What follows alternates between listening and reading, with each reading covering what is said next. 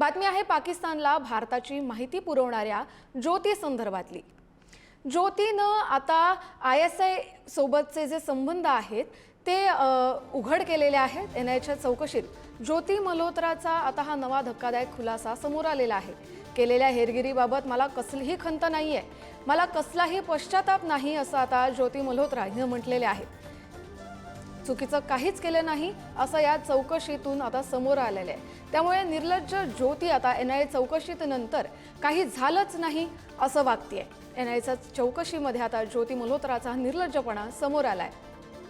तिची डायरी देखील सापडली। त्या डायरीमध्ये तिने अनेक बाबी नमूद केल्या होत्या आणि त्यानंतर सगळा तपास सुरू झाला। त्यानंतर देशद्रोहाचे गंभीर आरोप असतानाही आता ज्योतीला कसलाच पश्चाताप नसल्याचं समोर आलंय।